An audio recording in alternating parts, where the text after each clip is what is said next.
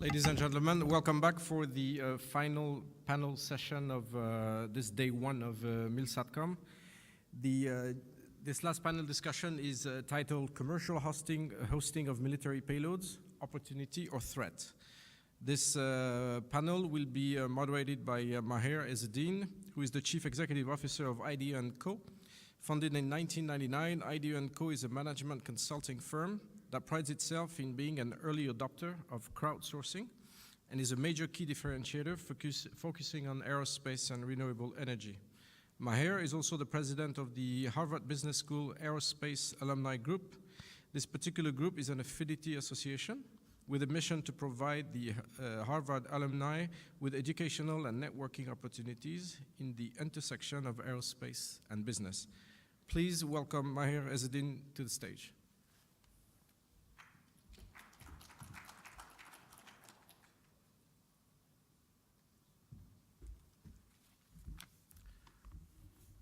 Assalamu alaikum.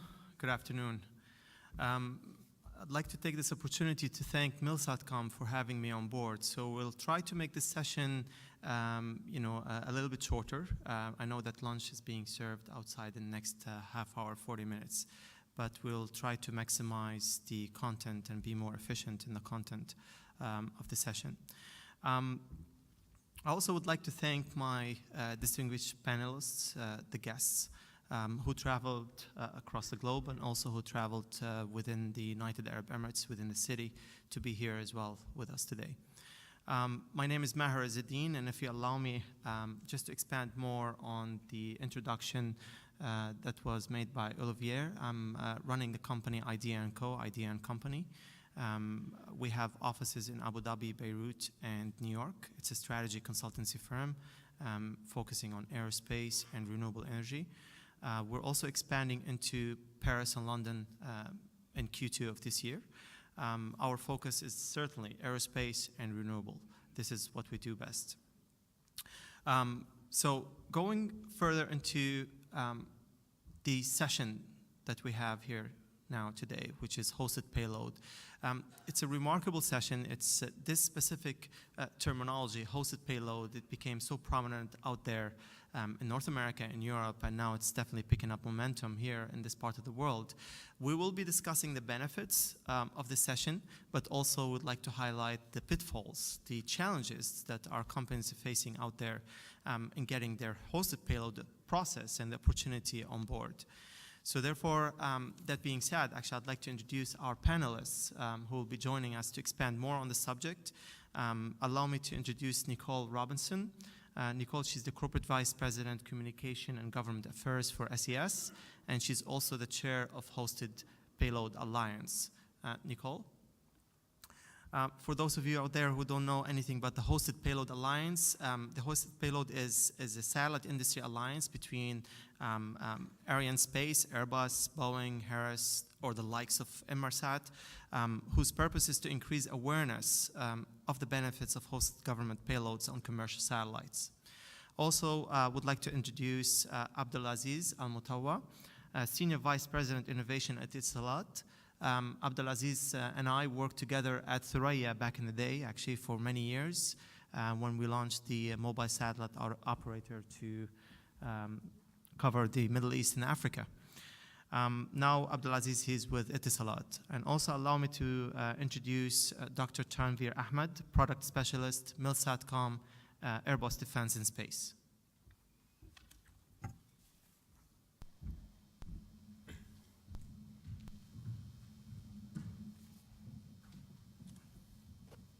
So basically, I'm going to leave room for our panelists to introduce themselves. I know that Dr. Tanvir has a PowerPoint presentation, a couple of slides.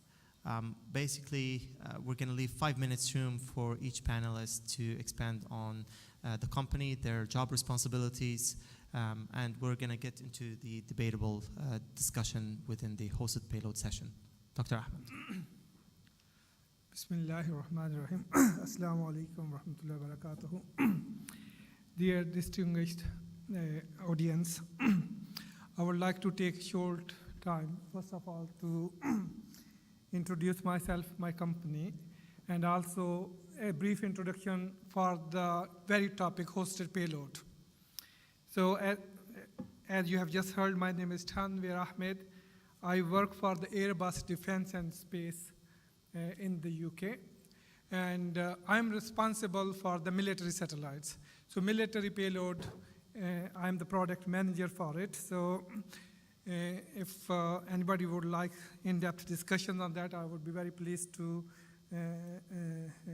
do that. I have over 20 years of experience in Milsatcom, and I have only ever worked on the military satellites. So I was customer for Skynet 4, and then for Skynet 5. That is when I switched from MOD into Airbus, which were Matter Marconi Space first. Then it was called Astrium. For those people who still not aware about what happened with Astrium, Astrium still exists. It has been just rebranded as Airbus Defense and Space. So Astrium, Cassidian, Airbus, they were all part of the EADS group.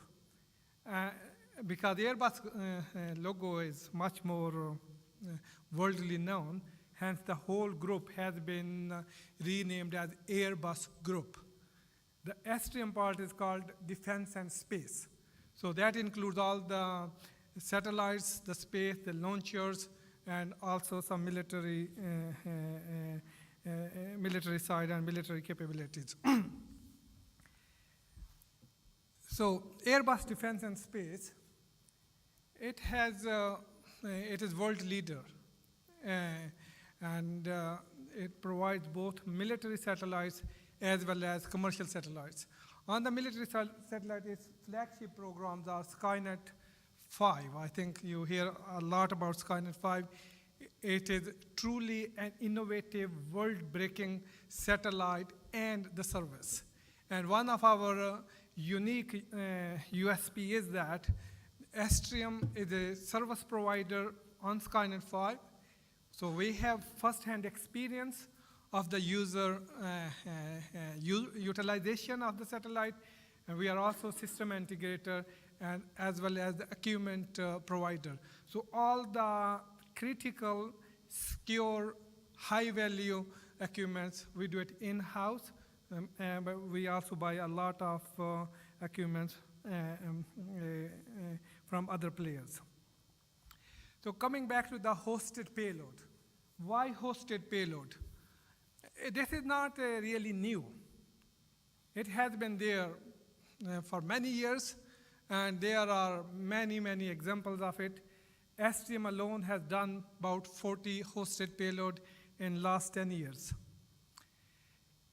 There, people started to talk about it as a piggyback payload, as add-on, Condosat, various names.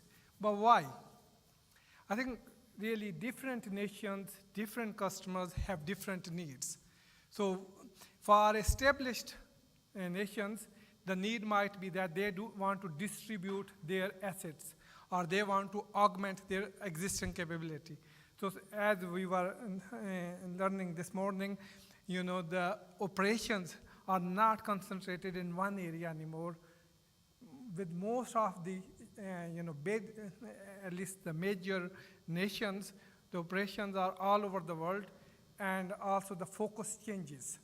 So hosted payload is a very good way of providing that focus capability very quickly. Second one is, if you're a new entrant and you have not got the budget approval or you can't afford, then hosted payload is another very good way of getting into the market. So in that, the military context, your military need might be small. You want to learn how to use military spectrum and want to establish your capability. You can put your payload on another person, the satellite, presumably the commercial satellite. And there are other very useful utilization. One of the big use has been done in the past, both in the USA and in the EU, is the technology development. We were learning about digital processors, FPGAs, any new technologies you develop. You would do whatever it takes to mitigate your risk on the ground, but your ultimate risk retirement is actually you do it in orbit demonstration. So that is what we call it technology demonstrator programs. Chirp is a good example. Iris is another example. There are many examples of that. On Astrium satellite, AlphaSat, there are about half a dozen technology demonstrators program on it. So these are the, there's another reason which people say it is cost and speed. I think it is debatable. I don't think it is necessarily a very cheap to put the hosted payload, but you know, it is getting like for like is very difficult. It is debatable subject. Some studies suggest, particularly for the Chirp, that really you can get the equivalent 80% of the capability at about 15% of the time. But being an engineer, getting the last 10-15% capability is the most demanding and difficult one. But anyway, that is a debate and which we'll be able to expand a bit more. The last one is new capability. New capability could be telecom, could be Earth observation, could be you know, augmenting or enhancing your navigation signals, and hosted payload is a very good way of getting into it. So this is just a brief introduction really into why hosted payload, and in the discussion I'm sure we will touch base what are the barriers to the hosted payload, what are the challenges. Okay, thank you very much. Thank you, Dr. Ahmad. Nicole? Thank you. You know, interestingly, as the chair of the Hosted Payload Alliance, I have the benefit of seeing a broad industry perspective as it pertains to commercially hosted government payloads in particular. And as part of SES, as of today, the largest commercial satellite owner-operator in the world, I have a specific lens as to how commercially hosted government payloads are relevant to our bottom line, and also to our expanding capabilities base that we have as an owner-operator. There are places where both of these come together. Say, for example, for SES, in September of 2011, we launched the Commercially Hosted Infrared Payload, or CHIRP, for the United States Air Force. In that particular instance, there were a number of different industry players that contributed to that effort. So it kind of gives the alliance view while having a specific case study as one owner-operator.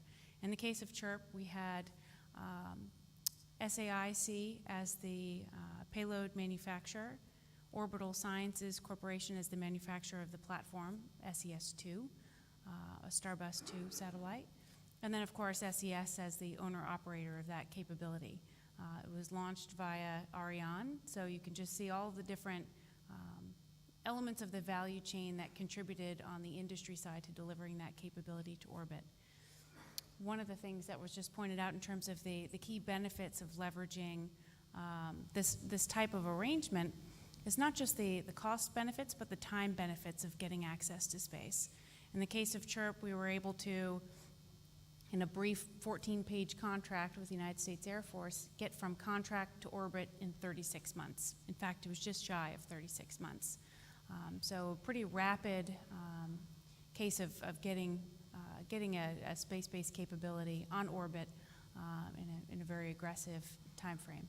And this is keeping in mind that there wasn't a mature payload ready to go, ready for integration onto the platform ahead of time. This all took place following contract signing.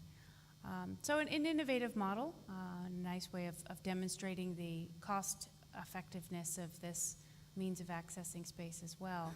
I heard you briefly reference it earlier, but it is the case that the United States Air Force, when they took a look at this type of wide field of view sensing technology, trying to demonstrate its capability from geo orbit, they identified a list an extensive list of test objectives they wanted to achieve, and going via hosted payload enabled them to achieve anywhere between 80 and 85% of those test objectives, but for only 15% of the cost of getting that capability on orbit via a military-owned and operated platform.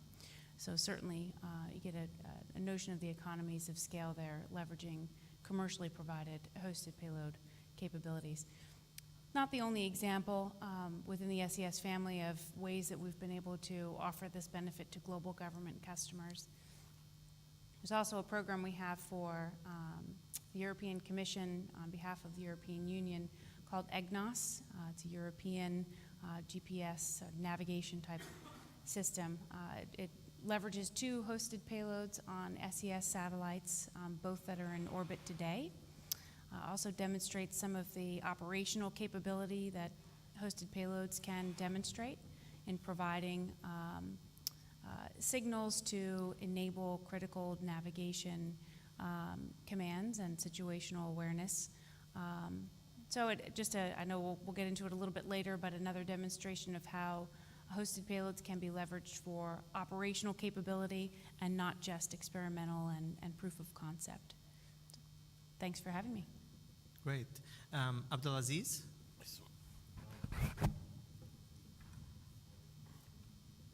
Abdulaziz Mutawa. I am Senior Vice President, Technology Innovation at Etisalat. I've been in Etisalat for the last 21 years. We started in '93. Before I joined Etisalat, we have 4 hubs for at a teleport. One is in Abu Dhabi in Jumaniyat, and the other one in Jabal Ali in Dubai, and the third one in Azad, which we have Arabsat and Inmarsat Earth Station. Also, we have one in Ras Al Khaimah, which we have Intelsat. We have a range of dishes ranging from 4 meter to full motion 32 meter. Matter of fact, we have 2 full motion 32 meter, which we used at early 376 satellite operated by Intelsat. We started to build our own, as matter of fact, also Etisalat was a part of Intelsat consortium and Inmarsat and Arabsat. We have 10% stock in Arabsat. Also, we initiated the Thuraya project back in 1994, where we studied the system after I joined Etisalat by 1 year. So we studied the system. The first was to have broadcast satellite, and because at that time Iridium was coming, Globostar coming. So we initiated our own system, which was Thuraya, until we formed a company in '97. And we signed a contract with, at that time, with Hughes, which is now Boeing Satellite System. I just want to brief you about Thuraya. This is a perfect example of could be hosted payload, because it has you could have telecommunication, voice service, and data service. Thuraya is one of the, so because I was in Thuraya since it was drawn aboard, study and commission and design and launch. So we have launched 3 satellites, which is Thuraya 1, Thuraya 2, and Thuraya 3. We're covering the whole, most of Africa, the whole Europe, all the way until Australia, except US and America, North and South America, most of the Indian Ocean. This satellite, we launched it in 1990. 2000 we launched the satellite, and 15 years since now, this is still the most powerful satellite ever built by commercial satellite ever built. Just to imagine, I've seen all the deployment, all the things. The antenna, the L-band antenna satellite is almost covering this whole places. From half a meter, it goes to 16 meters after deployment, and in the other end is 12 meters. So it's parabolic antenna. We are the first one to launch this big, huge one antenna. It has a beam which has 128 radiating elements, and with digital beamforming, you could create whatever beam you had. So we started like Thuraya with 256 beams, then we increased it to more than 300. Even when we launched Thuraya 2, we exchanged the coverage. we didn't change any payload. We just went to cover Australia all the way to China without changing any hardware. It's only digital beamforming. We are, the way Thuraya operates is incline orbit, so it's make figure 8. So at the beginning of flight goes from 3 degree until 6 degree. So we able to save a lot of fuel life. We don't do north-south station keeping. Imagine for the life of satellite, you have only 70 kilograms. So this is still the most advanced satellite. We have a lot of challenge when we launch the satellite. We are the first one to have a big deployable radiator. We are the first one to use 702 satellite. We are the first one to even to use digital ASIC in the satellite.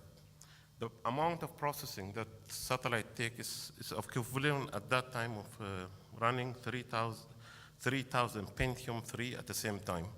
So you could make 25,000 calls at the same time.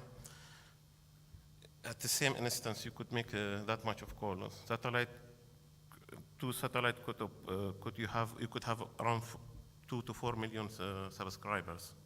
So it's a lot of capacity. We have also, imagine from a small handset, you could communicate with a satellite which far away from you, 36,000 kilometers. This is small dish. This is what you're talking about. Now we have talking about challenge with big Satcom. You could do it with handheld communication. Also, we have this is small we could go for up to 500 kilobit per second. And this is very portable. You could make it with phased array. You could put it in your aircraft, and any military equipment could be used. And we have a lot of challenge. Also, we are the first one to go with 52-ton aboard sea launch. So it's a lot of challenge until this spacecraft launch and its operation until now. And I see is big to have in militaries, we are not using that one. So this is omnidirectional antenna and in move, you know. The most of satellite, you have to track it. This you don't need any tracking. So you could communicate it with it without tracking because it's omnidirectional antenna. As I said, we're doing figure 8, going up and down. You don't need any tracking. So it's great for military use. You could use it on board the satellite. You could use it in, even for missile. You could put it for anything. You know. You could put in an air fighter. So it's a very flexible satellite. It's still one of the most advanced satellite ever used. Still 15 years, still nobody has built something like this. This is briefly about what we are doing, and we're going to talk about host payload data. Great, thank you, Abdulaziz. So I'm going to start with Nicole, actually. I know you mentioned the case studies, very important case studies about hosted payload for all of us to learn from it, not just here in the Middle East, but all over the world. And I mentioned Chirp and Ignos. So with regards to Chirp, can you please just shed light on the process and the approval process, in which we discussed a little bit earlier right now, and how would satellite operators located outside the US get into a hosted payload opportunity with the US Air Force or with the US DoD or with NASA, for instance, knowing the ITAR-related issues? So there's the process on the Chirp. I'm sure there are certain approvals need to be done because that specific Chirp is decommissioned right now, but it was launched from the outside the territory on a foreign launcher vehicle. I think it was Ariane 5. From French Guiana. So yeah, it'll be great to highlight the obstacles that you guys faced. Sure. And also, we know the benefits, but we'd like to know the pitfalls. Yeah, it's amazing sometimes when you've got tremendous capability that can be provided either to commercial end users or military end users or government and institutional, but the policy and sometimes procurement-related parameters that must be addressed or mitigated in order to truly leverage that capability. And that's what we found in the case of Chirp. Amazingly, since we were able to go from concept to orbit within a period of about 36 months, navigating U.S. space, National Space Transportation Policy, which I believe is what you're alluding to, there was an extensive waiver process required for any U.S. DoD capability that is to be launched via an other than U.S. launch provider. So for purposes of ITAR, for purposes of other security considerations, the process requires getting a White House waiver to launch that capability outside of the United States. Sounds easy in just a quick comment, but it's actually quite an onerous process. The benefit of the CHIRP program was that particular payload was experimental in nature. It was not an operational infrared staring sensor, but rather a proof of concept of that type of technology from GEO. So it was able to go through the process quite rapidly because of that fact. But we're proud to see that in the last couple of years, demonstrating the waiver process that was required, though it was expedited because it was experimental in nature. The Hosted Payload Alliance did come together to say, how are there ways that we as an industry may reveal the additional benefits of hosted payloads by slightly revising National Space Transportation Policy in recognition of the fact that the largest owner-operators in the world are all internationally based. They're not U.S. owned and operated providers. In the case of SES and Intelsat, the two largest global providers in the world, they're both headquartered in Luxembourg. Third in line is Eutelsat, which of course is headquartered in France. So considering that none of them are U.S. owned and operated, that was the first step to make sure that that was well known. On the launch provider side, though I think for most in the United States, they'd love to see a more robust U.S. Launch-provided capability, and I think you are seeing that with SpaceX today. To keep the cost down, to keep the capability diverse, it is leveraged across a number of platforms.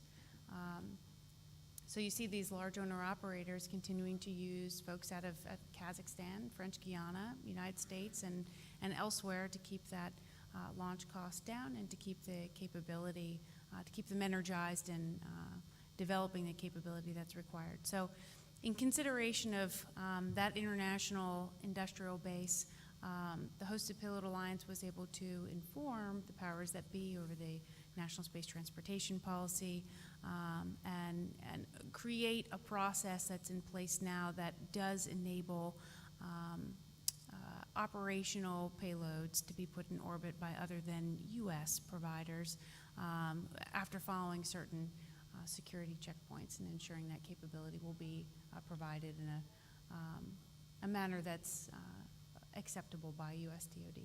Great. And Nicole, just one more question. Sure. So I noticed that SES Government Solution, they serve a wide range of customers within the U.S. government, so yes. U.S. DoD, Navy, NASA, so on and so forth, Department of State.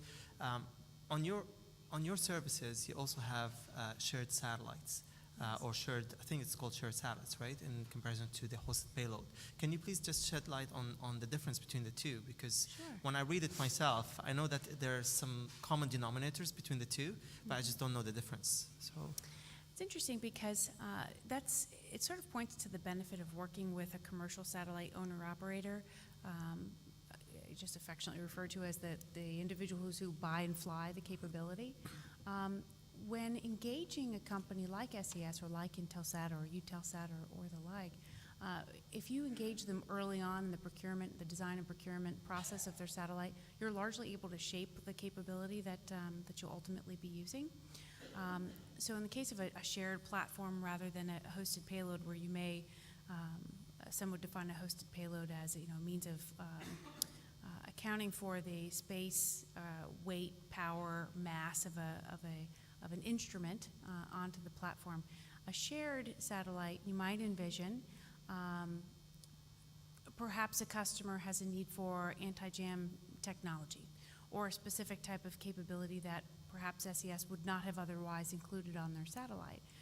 Engaging SES early in that satellite design and procurement process enables the customer to shape what specific capability will ultimately be on the end design. So in one of our recent procurement announcements between SES and the Luxembourg government, they were able to come together for a joint venture on a Mil-Ka and X-band satellite that will be constructed by Orbital Sciences in Dulles, Virginia, and launched in the 2017 timeframe.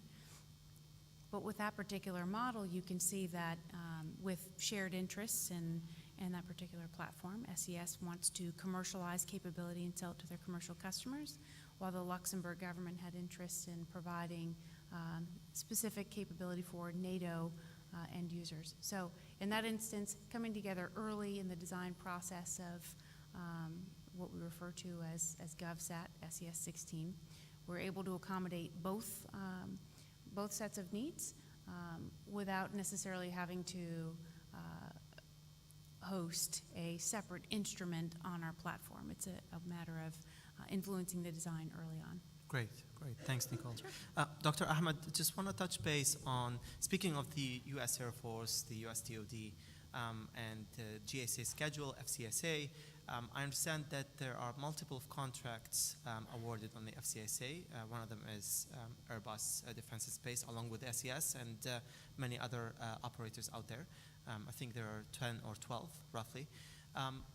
There's also a hosted payload opportunity worth $500 million from the US DoD that will be awarded, and apparently Airbus Defense and Space is pre-qualified for this opportunity. Can you please emphasize more on this opportunity? Because this is a very good opportunity from a hosted payload perspective for us to learn from it, although it hasn't been awarded yet, but would like to know more about it.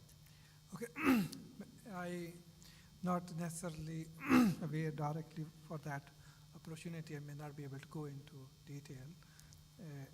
But I would like to just take you through with the process as you mentioned, and you're aware of that.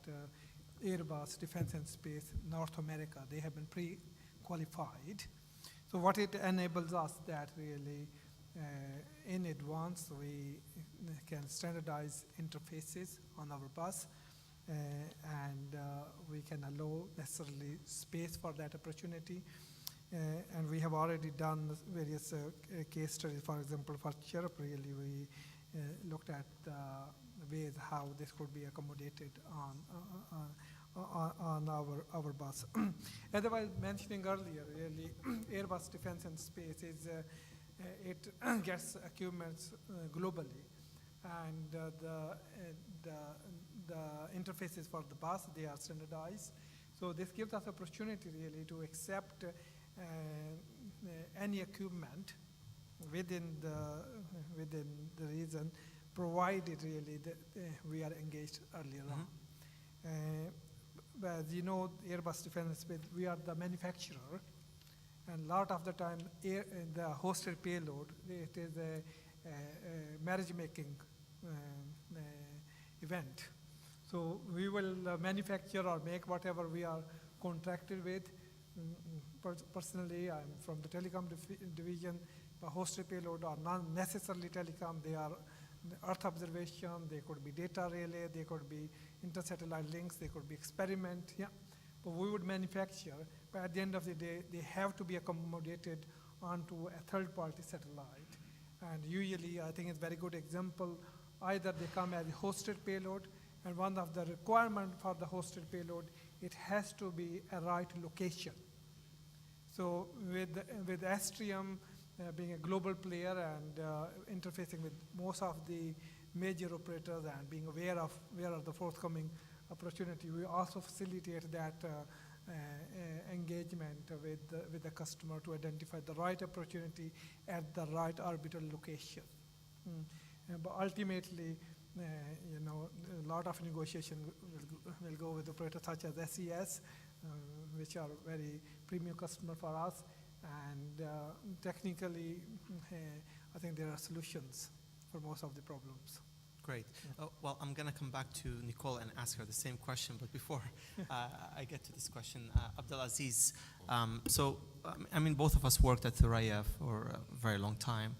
Now that you are with Etisalat, a prominent GSM operator and a broadband provider here in the United Arab Emirates, and also Etisalat being on an international level in Saudi Arabia, Egypt, Nigeria, Afghanistan, My question is to you, to expand reach as a satellite, as a GSM operator, are there any opportunities in the pipeline today for you to get a hosted payload opportunity? Could be KU, could be C, could be Ka band, commercial Ka band, to go ahead and expand reach and cover the consumer market that you couldn't cover via the infrastructure that exists today in Africa, for instance. If so, would you be biased to be on Thuraya or Yasat, or would you be exposed to to other satellite operators out there? Yes, I was 2 years, for 2 years back in 2008 and from 2007 to 2008, CEO over Atlantic Ocean, over Atlantic company, which is 7 operation in West Africa and Central Africa. I tried to use, because you go in the places, it's very hard to make a link, so it's much more expensive than satellite to provide a microwave link. So you need to use a satellite, especially in Central Africa, in Nigeria, also in some part of African countries in the north or south. You see there's a lot of demand, villages you have to cover. So we use a satellite and VSAT for this one. And I was trying also, we launched also Thuraya mobile satellite there, and we tried to put it at an affordable price for those villages, remote area. And also I was in contact with Yasat also because they covering Sudan and the other countries to launch Yasat there. But there was some U.S. restriction to cover North Sudan at that time. But there are a lot of opportunity in Tanzania and the other things to use either Thuraya or Yasat or other satellites. So is one of the things also we experiment even for occasional use, we try to use drone we put a GSM microcell in a drone and use Thuraya to link, uplink for the uplink. And it was demonstration 2 weeks ago in the drone competition, and Etisalat won this government for this project, So if you go for a desert or event or these things, you could fly this drone and you could use your normal handset. You don't need Thuraya, but we use a GSM or 4G or 3G or whatever to uplink to drone, and from drone we uplink to this one. So drone become like a tower, occasional tower, and move with the people as they race or for VIP visit to hunting place. Or we use this and we demonstrate it with Thuraya also. Okay, great. Nicole, before I get into the viability, I know that you would like to touch base on and you already mentioned it, the viability of hosted payload on being on operational missions versus experimental or scientific missions. Can you please just expand a little bit on the question I asked Dr. Ahmad on the opportunity, the US DoD, which is worth roughly plus or minus $500 million hosted payload opportunity that, I think 10 plus companies on the FCSA are being pre-qualified for it. Can you emphasize more on that? Do you know any information about the actual opportunity itself? Yeah. Absolutely. It's a U.S. Air Force program. It's referred to as HOPS, Hosted Payload Solutions. It's an IDIQ, which is an indefinite delivery, indefinite quantity contracting vehicle. It does go up to $500 million, at least that's the contract ceiling for that IDIQ. And there are roughly a dozen vendors, as you had alluded to, for future purchase orders that could go through that particular IDIQ. The challenge we find with our U.S. government customers, and I suspect it's not unique in the United States, I suspect it's the case elsewhere, since we are in a rather austere budgetary environment, each of the programs that would need to be funded through this IDIQ have to be programmed for. They have to gain congressional approval, and they have to meet the priority list of the Department of Defense at the time of that particular contract funding.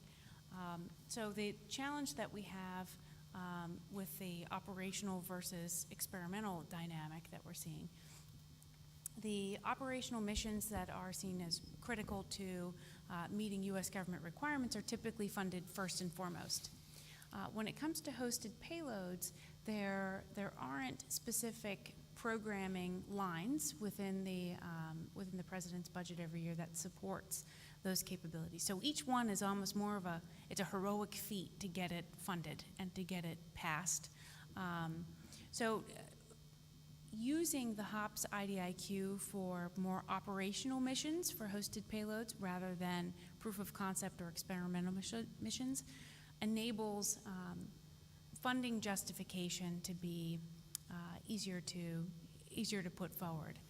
So it's one of the things that, especially within the Hosted Payload Alliance, as well as within individual member companies like SES, we continue to, I don't want to say advocate, that sounds like a lobbying effort, but we continue to educate the Department of Defense, in particular the United States Air Force, on the best way to prioritize those missions and how to leverage commercial capability to get those hosted payload opportunities funded and to be able to leverage that HOPS IDIQ vehicle that they've structured, successfully competed, and down-selected a list of vendors that can actually compete against each of those purchase orders. Okay, thank you. Dr. Ahmad, I know that you went through the introduction, and it's a great intro. My question is to you whether you can share some case studies about existing payload opportunities within Airbus Defense and Space, and also about upcoming opportunities that you are exploring. I'm sure you already exploited lots of opportunities out there, so would like to learn from them and learn from the exploration side as well. Okay. I think really upcoming opportunities is continuous evolving, so it is very difficult to spell them as such. But in terms of the case studies, there are many examples really. STM has done about 40 different hosted payload missions, and every one of them is a case study on its own. But it's also considering really the audience and the relevance to my field is the military telecommunication hosted payload on a commercial satellite. So it could be either military frequency bands are UHF, X-band, K-band, or even QV bands, or advanced or EHF band. So when you put these payloads on the commercial bus, so why people do it? So one of the reasons is really the commercial satellites, they cover only commercial frequencies, and sometimes they are also limited in terms of the coverage, because the commercial coverage is really where the population is. They have to be underpinned by the business case, whereas the military utilized could be anywhere on the globe. So the military coverage is much more flexible, so one is really the coverage flexibility people are looking at. Second one is also the resilience or the jamming. Again, really, you can put the jamming capability or some security capability on the hosted payload, but there are limitations. And one of those limitations is really the secure TT&C. The commercial satellites tend to use commercial off-the-shelf secure TT&C. They are secure. They use commercial commercial-grade cryptos, but they are nowhere to the same level of resilience as for the military. So military secure TT&C is the hardest link on the satellite. But if you are trying to implement that on the commercial satellite, then your cost is going to go up, and who is going to bear that?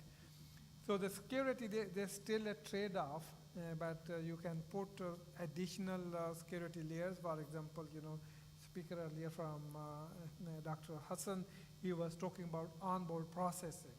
So onboard processing, again, allows you to add additional security layer. For example, you can hop from the ground to the satellite, and then you can do de-hop and then re-hop. And that is a model which has been applied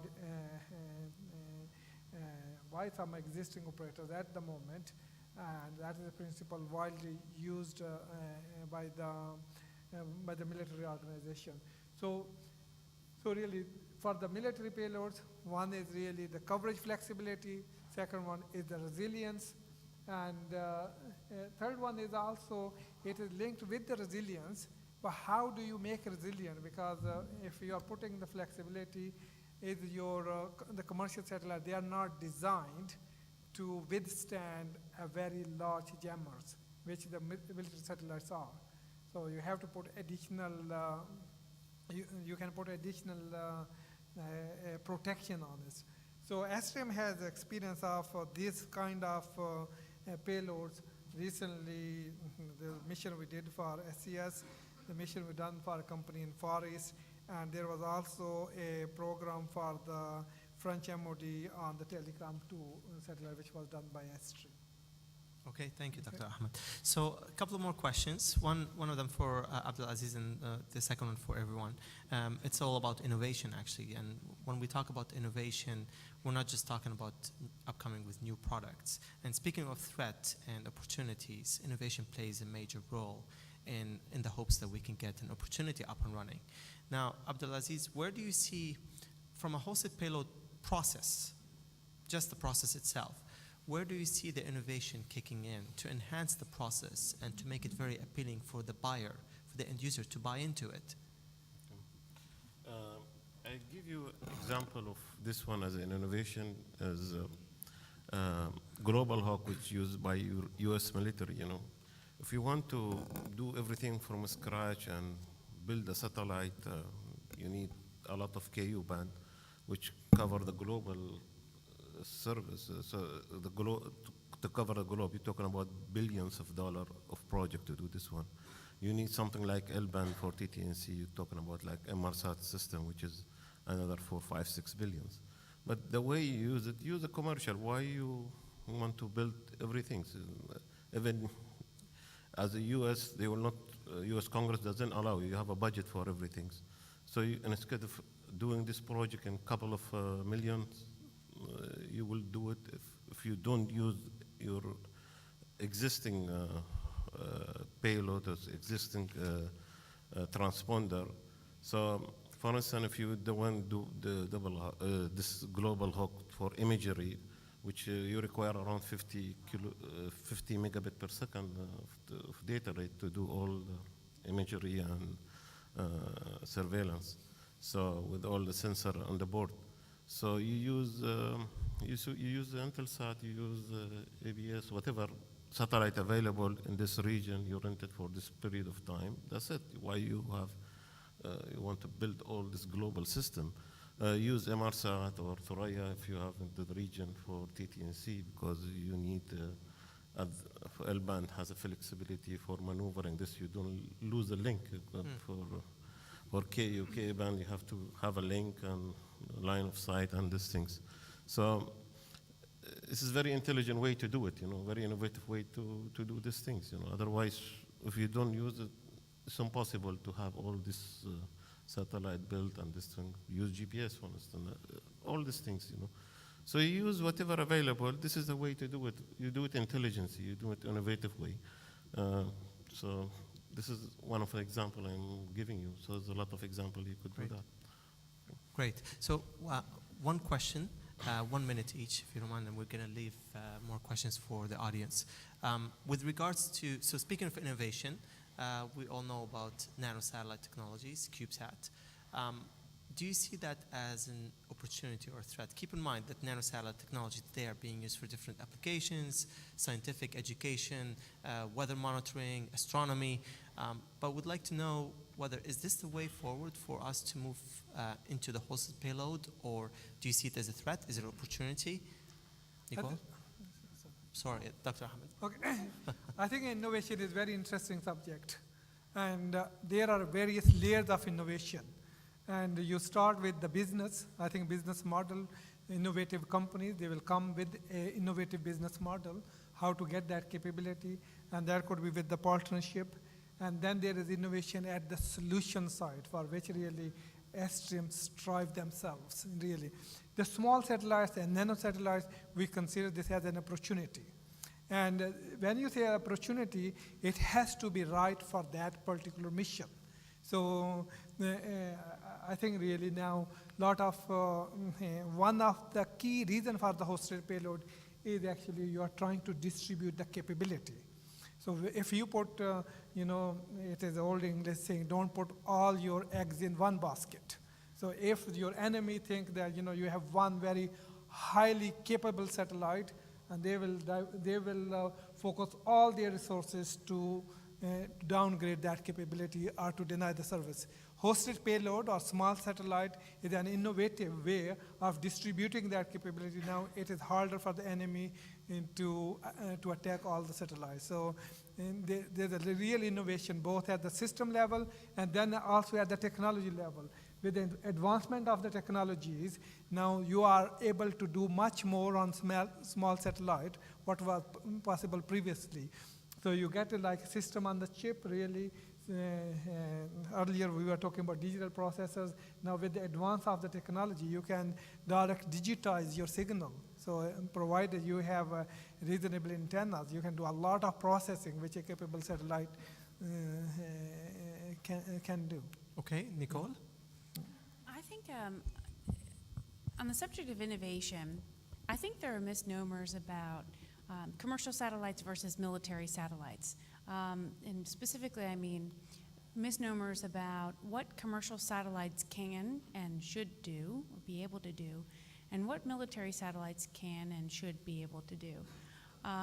Just hearing my fellow panelists speak over the course of this discussion, I think some of those misnomers were actually expressed in the areas of resilience or in the areas of protection levels. I think when it comes to nuclear hardening and that level of protected communications, that probably needs to stay within military SATCOM. When it comes to other levels of protection, as seen in the WGS, the wideband global satellite system operated by the United States Air Force today, and similar capability, that absolutely can be provided, and some would argue should be provided by commercial satellites. So I think on lines of innovation, the going-in proposition working with commercial satellite owner-operators is that just about anything is possible. With the right business case, working early on to influence the future design and capability of a satellite, just about anything is possible. When you're dealing with an international entity like an SES, greater than 50 satellites in orbit today, we have access to spectrum all around the world in bands that would impress most.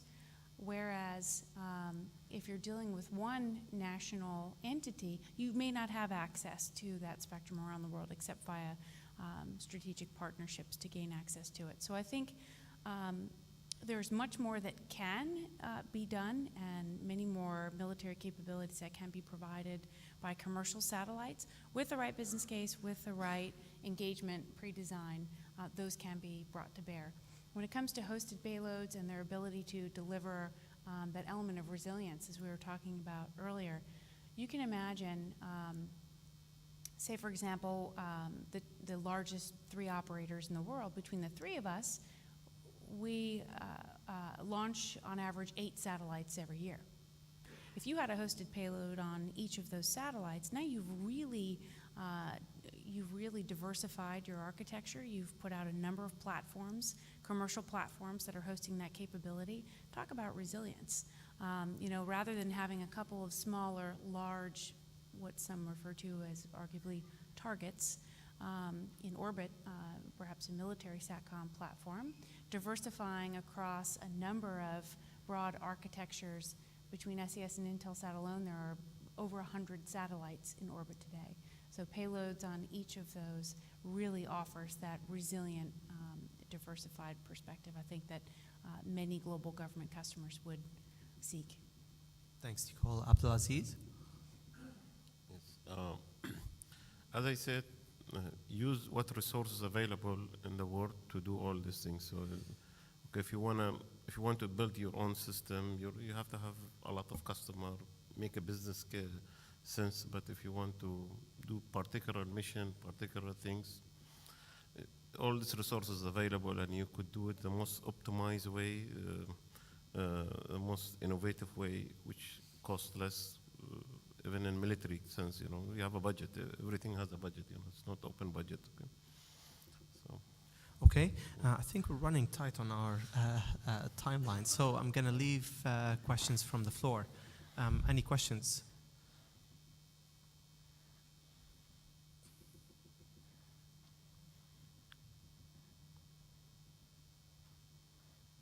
All right. Guess no more questions. So. Well, fellow panelists, thank you so much for being with us, and a great contribution from SES, Airbus, Defense and Space, and Etisalat. Thank you so much. Appreciate it. Thanks.